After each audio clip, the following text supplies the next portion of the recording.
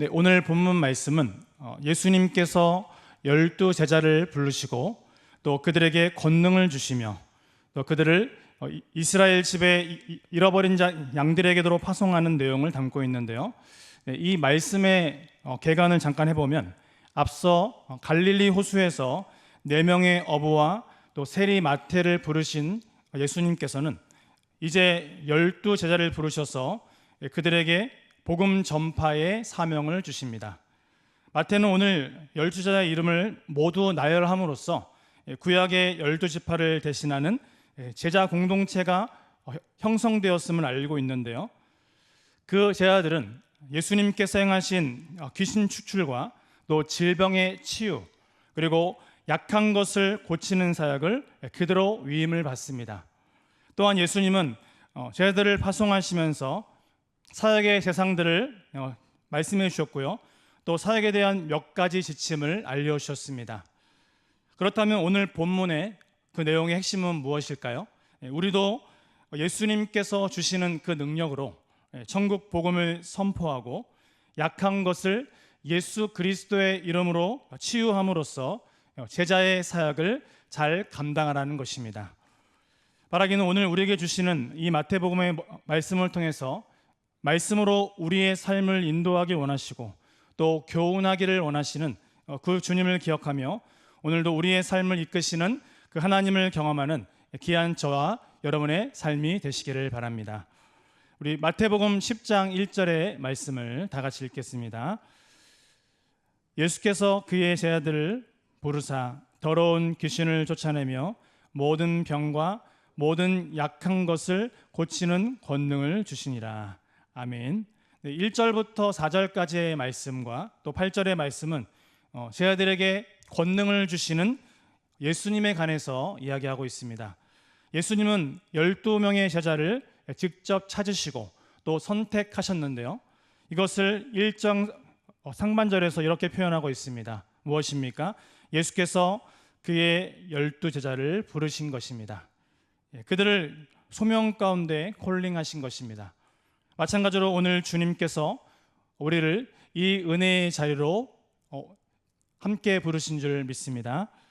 2절부터 4절까지의 말씀을 보면 12사도의 이름은 이러하니 베드로라 하는 시몬을 비롯하여 그의 형제 안드레와 세베대의 아들 야고보와 그의 형제 요한, 빌립과 바돌로메, 도마와 세리 마테, 알페오의 아들 야고보와 다데오, 가나나인 시몬 및 가룟 유다, 곧 예수를 판 자라, 이렇게 말씀하고 있습니다. 예전에 제가 신대원 입시를 준비할 때 12명의 제자의 이름을 한 글자 앞에 한 글자를 따서 열심히 외웠습니다. 우리 한번 다 같이 한번 외워봤으면 좋겠습니다. 저를 한번 따라하겠습니다. 베안야요 빌바, 도마야 다시가. 이렇게 12명의 제자가 있는데 예수님의 제자 가운데는 어부와 또 세리, 열심당원도 있었습니다. 우리가 잘 알듯이 이 가룟 유다는 후에 예수님을 배반합니다. 그런데 그들에게는 부인할 수 없는 아주 중요한 사실이 있었는데요. 그것은 아무런 자격도 갖추지 못하고 또 훈련도 받지 못한 그들에게 예수님은 놀라운 권능을 주었다라는 것입니다. 그 권능이 무엇입니까? 1절 말씀을 보면 더러운 귀신을 쫓아내며 모든 병과 모든 약한 것을 고치는 권능을 주었다라고 오늘 말씀은 설명하고 있습니다. 사랑하는 성도님들, 그런데 아직 많이 부족해 보이고 또 무언가 많이 미흡했던 그 제자들에게 예수님께서 권능을 주신 이유가 무엇입니까? 귀신을 쫓아내며 또 모든 병과 또 약한 것을 고치는 그 권능은 전적으로 예수님께로부터 나온다는 사실을 알리기 위해서였다라는 것입니다. 그렇게 예수님께서 부르신 제자들은 자신의 능력과 또 자기의 자격으로 이 신적인 일들을 결코 행한 것이 아님을 마음속에 깨닫고 있었다라는 것이죠. 그래서 철저하게 그것을 인정할 수밖에 없었습니다. 그들은 깨달았습니다. 내가 하는 것이 아니었구나. 하나님께서 역사하시는구나라는 것을 깨달았다라는 것입니다. 그들은 사실 병든 자를 고치고 또 죽은 자를 살리며 나병 환자를 깨끗하게 하고 귀신을 쫓아내는 그 일들을 자신이 할 수 있으리라고는 결코 생각하지 않았다라는 것입니다. 그런데 예수님께서는 제자 삼으신 그들에게 권능을 주셨습니다. 그리고 제자들이 받은 그 권능은 예수님을 구주로 확신하는 증거가 되기에 충분하였다라는 것입니다. 이렇게 예수님의 제자가 되는 일은 영광스러운 일이었는데요. 왜냐하면 예수님과 동행하며 많은 것을 배울 수 있었고 또 주님이 주시는 그 능력을 얻을 수 있었기 때문입니다. 그런데 중요한 사실은 2000년 전에 역사하셨던 하나님께서 오늘 우리와도 함께 하시는 하나님이 되신다라는 것입니다. 그 하나님을 우리가 임마누엘의 하나님으로 고백하고 있다라는 것입니다. 히브리어로 네 글자로 말하면 임마누엘입니다. 그래서 우리와 함께 하시는 하나님에 대해서 우리는 고백하고 있다라는 것이죠. 나는 할 수 없습니다. 나는 연약합니다. 하지만 주님께서 능력을 주시면 주의 은혜와 그 능력으로 말미암아 이 모든 것을 할 수 있음을 우리는 밑술로 고백하고 있다라는 것입니다. 왜 그렇습니까? 우리도 능력을 받으면 변화되기 때문입니다. 주님은 오늘 8절의 말씀을 통해서 병든 자를 고치시며 죽은 자를 살리며 나병 환자를 깨끗하게 하며 귀신을 쫓아내되 너희가 거저 받았으니 거저 주라고 말씀하고 있다라는 것입니다. 바라기는 그 변화의 능력과 그 은혜의 역사가 오직 예수 그리스도 안에서 나오는 줄 기억하시고 우리도 예수님께서 주시는 능력으로 천국 복음을 선포하며 또 이로써 제자의 사명을 잘 감당하는 저와 여러분의 귀한 삶이 되시기를 주님의 이름으로 축복합니다. 우리 5절과 6절의 말씀인데요, 우리 다 같이 한번 읽도록 하겠습니다. 예수께서 이 12를 내보내시며 명하여 이르시되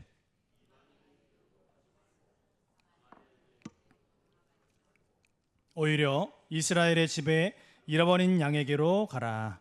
아멘.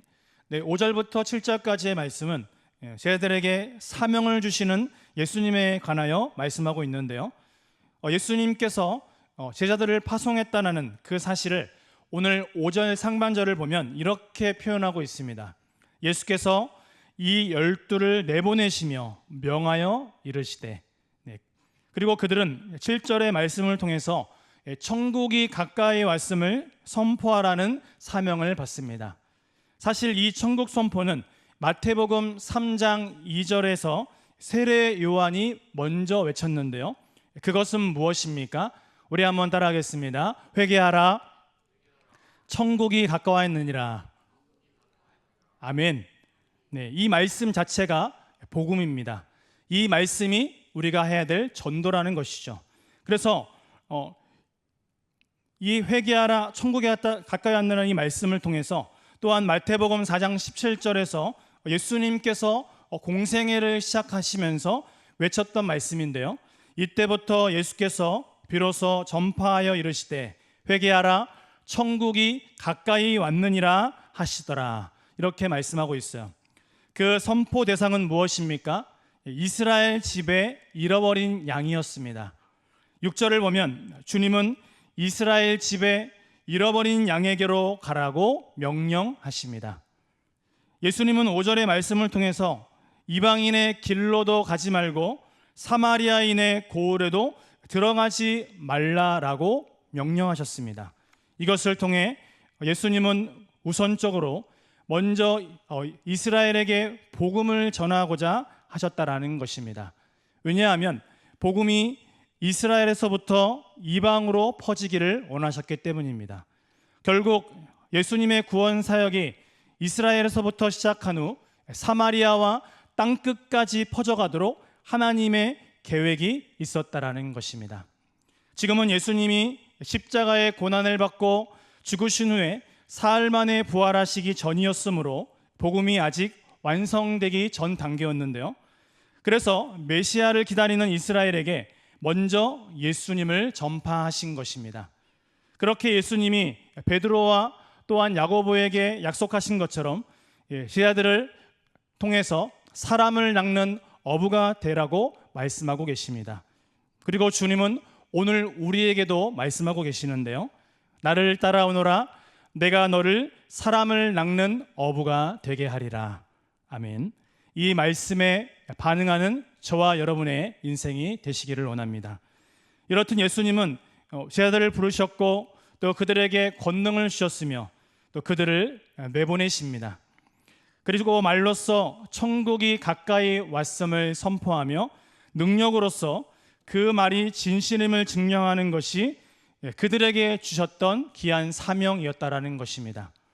처음 예수님의 부르심을 받은 자들은 이스라엘 백성에게 복음을 전파했지만 후에 부활하신 예수님께서는 승천하시면서 땅끝까지 주님의 증인이 되라고 명령하셨고 그들은 그 명령을 듣고 목숨을 다하여 순종하는 모습을 볼 수 있었습니다. 우리도 주신 사명을 잘 기억하면서 내가 사랑하는 가족들, 즉 예루살렘과 온 유대와 사마리아와 땅끝까지 이르러 내 주님, 예수님의 증인이 되어야 할 줄 믿습니다. 사실 예수님의 제자가 되는 것과 또 그리스도인으로서 사명을 감당하는 것은 결코 분리된 개념이 아님을 우리는 알 수 있는데요. 왜 그렇습니까? 사명을 잊은 자는 제자로서의 본분을 망각한 것이며 또 그리스도인의 본분을 다하지 못한 것이기 때문입니다. 그렇기에 우리는 하루하루 성도로서의 구별된 귀한 삶을 살아가면서 입술로 예수님을 자랑하며 복음을 전하는 아름다운 발이 되시고 또 사명자로서 역할을 잘 감당하는 귀한 인생이 되시기를 바랍니다. 9절부터 15절까지의 말씀은 또 제자들에게 약속을 주시는 예수님에 관하여 말씀하고 있는데요. 예수님은 전도 여행을 떠나는 제자들에게 약속을 주시며 그들을 격려하셨습니다. 우리 9절과 10절의 말씀을 다 같이 읽겠습니다. 너희 전대에 금이나 은이나 동을 가지지 말고 여행을 위하여 배낭이나 두보롯이나 신이나 지팡이를 가지지 말라. 이는 일꾼이 자기의 먹을 것 받는 것이 마땅함이라. 아멘. 예수님께서 예수님의 파송을 받는 자는 주머니에 금과 은과 동을 굳이 챙길 필요가 없다라고 말씀하고 있는데요. 주님은 왜 이런 말씀을 우리에게 하셨습니까? 전도는 물질로 하는 것이 아니기 때문입니다. 사도행전 3장 6절을 보면 베드로가 안진뱅이에게 이렇게 말하고 있는데요. 은과 금은 내게 없거니와 내게 있는 이것을 내게 주노니 곧 나사렛 예수 그리스도의 이름으로 일어나 걸으라. 이렇게 명하자 걷기도 하며 뛰기도 하고 하나님을 찬미했다라고 얘기하고 있다라는 것이죠. 이것이 바로 전도라는 것입니다. 또한 주님은 배낭과 여보롯 또 신과 지팡이가 없어도 된다라고 말씀하시는데요.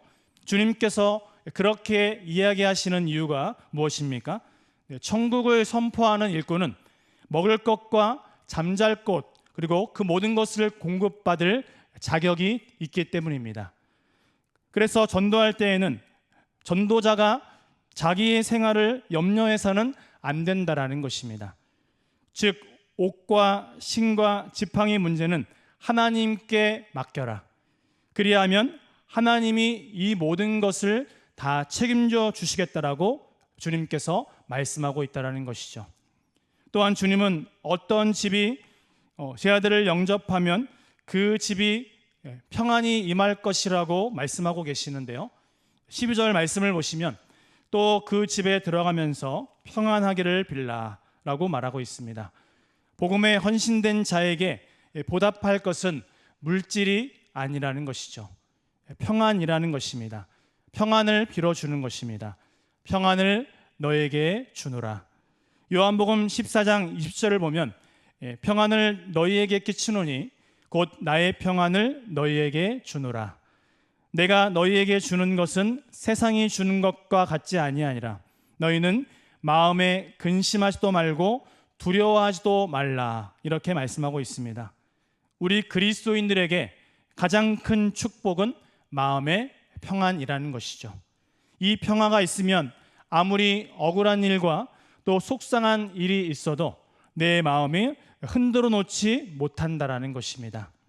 그런데 주님은 왜 서로에게 샬롬, 평안을 빌라라고 말씀하고 계십니까? 13절의 말씀과 같이 그 집이 이에 합당하면 너희 빈 평안이 거기 임할 것이요 만일 합당하지 아니하면 그 평안이 너희에게 돌아올 것이니라 라고 말씀하고 계시기 때문입니다. 내가 샬롬, 하나님의 평안을 빌면 그 빈 평안이 그 집과 나에게 임한다라는 것이죠. 그래서 로마서 5장 1절을 보면 그러므로 우리가 믿음으로 의롭다 하심을 받았으니 우리 주 예수 그리스도로 말미암아 하나님과 화평을 누리자라고 말씀하고 있는데요. 우리의 진정한 평안은 하나님과의 평화라는 것입니다. 그리고 성경은 먼저 하나님과의 이런 좋은 관계를 맺고 또 다음에 사람 사이의 평화, 그 관계를 잘 유지하라고 주님께서는 말씀하고 있는데요. 우리 옆 사람에게 한번 평안을 한번 빌어보겠습니다. 한번 이렇게 손을 한번 내밀으시면서 제가 하는 멘트를 한번 같이 해주시면 좋겠습니다. 하나님의 평강이 가족과 함께 하시기를 바랍니다. 고백하겠습니다. 아멘. 네, 여러분 얼마나 행복할까요? 하나님의 평강이 가족과 함께 하시길 바랍니다. 네, 우리가 빌어줄 수 있는 가장 큰 축복은 이러한 평안이라는 것이죠. 지금 제자들이 맡은 일은 그 어떤 것보다도 긴급하고 가치가 있는 일이었다라는 것이죠. 그 일이 무엇입니까? 복음을 전하는 것입니다. 주님은 전도의 사명을 맡기시면서 제자의 신분을 주셨고 감당할 능력을 허락하셨으며 또 필요한 것들을 공급해 주시겠다라고 분명히 약속해 주셨다라는 것입니다. 그렇게 제자들은 예수님의 그 약속을 믿고 어디로 가든지 합당한 자, 곧 복음의 준비된 데를 찾아서 그 집에 머무르게 하고 또 본분을 다하면 다 되었다라는 것이죠. 네, 복음의 씨앗을 뿌리고 또 그것을 위하여 열심히 기도하고 우리가 최선을 다해서 전도하면은 우리의 본분은 다 끝난다는 것이죠. 우리가 거두는 게 아니기 때문입니다. 그렇다면 거두게 하시는 분은 누구라고 말씀하셨습니까? 오직 여호와 하나님이라고 말씀하셨기 때문입니다. 그래서 하나님께서 우리의 인생 가운데 오늘도 복음을 듣게 하셨고 내가 먼저 하나님의 자녀가 되게 하셨습니다. 그리고 내가 만난 그 주님을 내가 너무 사랑하고 감사하여 내 사랑하는 이웃들과 내 사랑하는 가족들에게 복음을 전하는 아름다운 귀한 발이 되시기를 축복합니다. 그런데 주님께서는 오늘 마지막 14절과 15절의 말씀을 통해 뭐라고 말씀하고 있습니까? 누구든지 너희를 영접하지도 아니하고 너희 말을 듣지도 아니하거든 그 집이나 성에서 나가 너희의 발에 먼지를 떨어버리라. 내가 진실로 너희에게 이르노니 심판날에 소돔과 고모라 땅이 그 성보다 견디기 쉬우리라. 이렇게 말씀하고 계십니다. 그 제자들을 영접하지도 않고 그 말을 듣지도 않는 자들은 심판을 면하지 못할 것이다 라고 말씀하고 있다는 것이죠.